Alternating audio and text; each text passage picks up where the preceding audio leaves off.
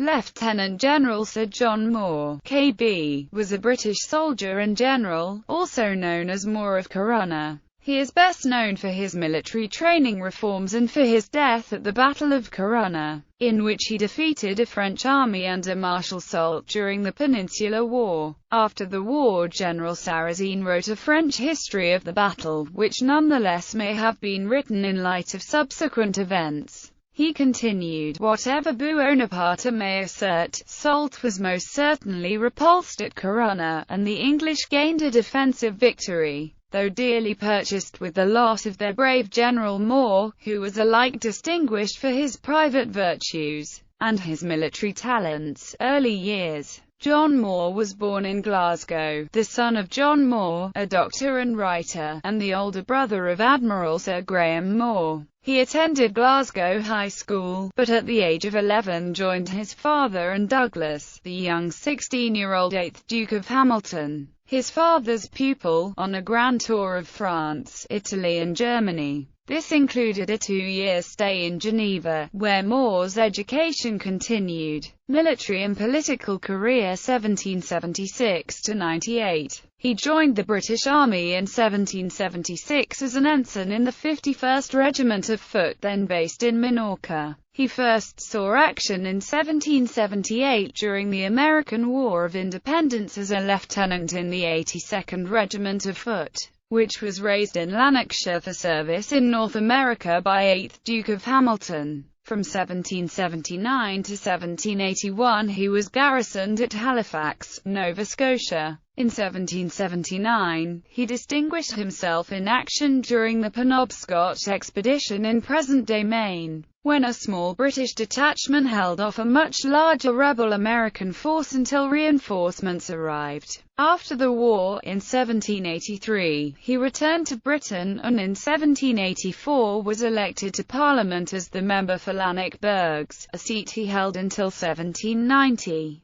In 1787, he was made major and joined the 60th briefly before returning to the 51st. In 1791 his unit was assigned to the Mediterranean and he was involved in campaigning in Corsica and was wounded at Calvi. He was given a colonelcy and became adjutant general to Sir Charles Stewart. Friction between Moore and the new British Viceroy of Corsica led to his recall and posting to the West Indies under Sir Ralph Abercrombie in 1796. Moore played a leading role in the British reconquest of St. Lucia, which at the time had been occupied by a group of slave rebels under the nominal control of the local French Republican administrator Victor Hughes. He participated in British efforts to repress the slave rebels until falling ill of yellow fever, upon which he returned to Britain. Moore in Ireland 1798. In 1798, he was made Major General and served in the suppression of the Republican rebellion raging in Ireland.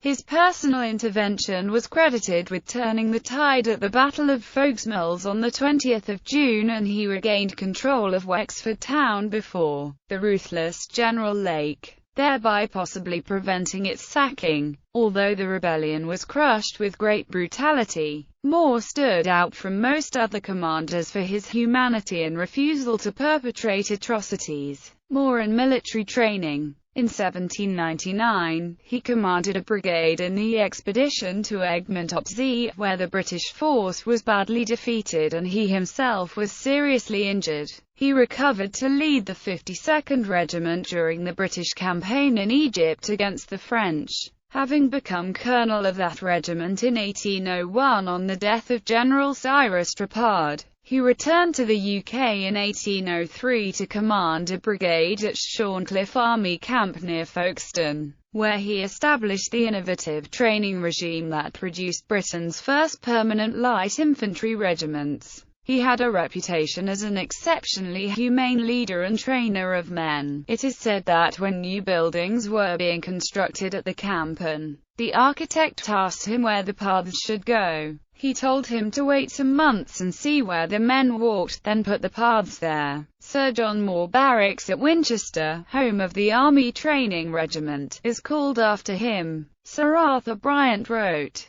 Moore's contribution to the British Army was not only that matchless light infantry who have ever since enshrined his training, but also the belief that the perfect soldier can only be made by evoking all that is finest in man, physical, mental and spiritual. War with France 1803–1808. When it became clear that Napoleon was planning an invasion of Britain, Moore was put in charge of the defence of the coast from Dover to Dungeness. It was on his initiative that the Martello Towers were constructed, following a pattern he had been impressed with in Corsica, where the prototype tower, at Martello Point, had offered a stout resistance to British land and sea forces. He also initiated the cutting of the Royal Military Canal in Kent and Sussex, and recruited about 340,000 volunteers to a militia that would have defended the lines of the South Downs if an invading force had broken through the regular army defences. In 1804 Moore was knighted and promoted to lieutenant general. In 1806 he returned to active duty in the Mediterranean and then in 1808 in the Baltic to assist the Swedish.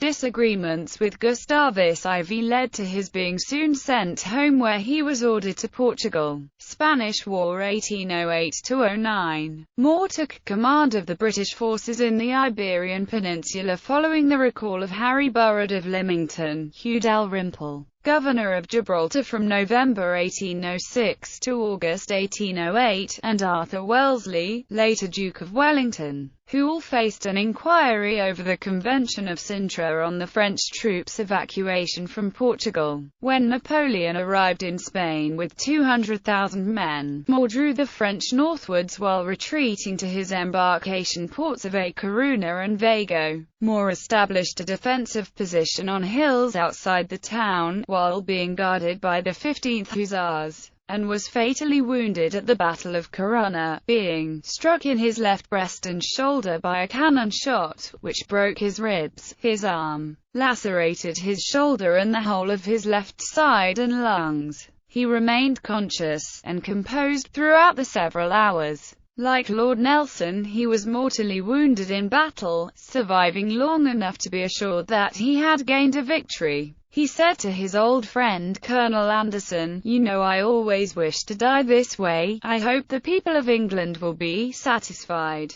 I hope my country will do me justice." He asked Colonel Anderson to speak to his friends and mother, but became too emotional to continue, and changed the subject. He asked if his staff were safe and was assured that they were, and where his will could be found. Casting his eyes around the room, he spied Charles Banks Stanhope and asked him, "Remember me to your sister, Stanhope." He was then silent and died shortly afterwards. Moore was buried wrapped in a military cloak in the ramparts of the town. Moore's funeral was commemorated in the poem, The Burial of Sir John Moore After Coruña, by Charles Wolfe, which became popular in 19th-century poetry anthologies. The first verse runs, "Not a drum was heard, not a funeral note. At his course to the rampart we hurried, not a soldier discharged his farewell shot o'er the grave where our hero we buried," and ends, 6 verses later, with, "Slowly and sadly we laid him down, from the field of his fame fresh and gory, we carved not a line, and we raised not a stone, but we left him alone with his glory." When the French took the town, a monument was built over his grave by the orders of Marshal Soult. The monument was rebuilt and made more permanent in 1811. In his native Glasgow he is commemorated by a statue in George Square, and in England by a monument in St Paul's Cathedral. Houses are named for him at the High School of Glasgow and Queen Victoria School, Dunblane.